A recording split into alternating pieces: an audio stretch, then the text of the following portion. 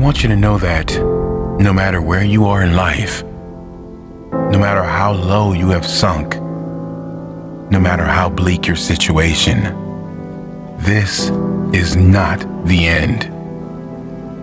This is not the end of your story.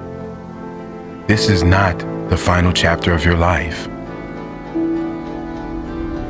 We need to remind ourselves na si mental health, tako di ang rule sa ato.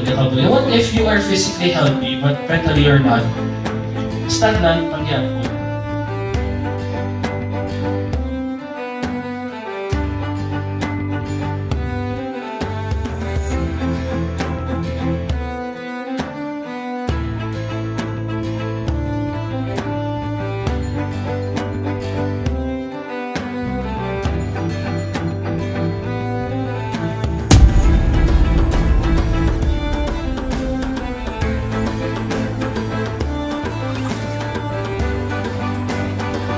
Lain ang utok sa babae sa lalaki.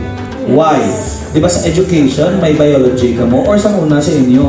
Sa parts of brain natin, may kita tinatawag na dura matter and pia matter, the white and the gray matter.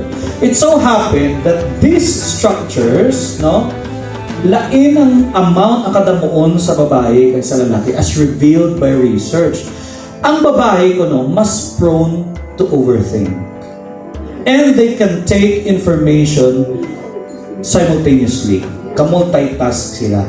Amuna nga damo-damo sila may capable sila maminsa sa multiple ideas, no, simple sa isa lang ka execution.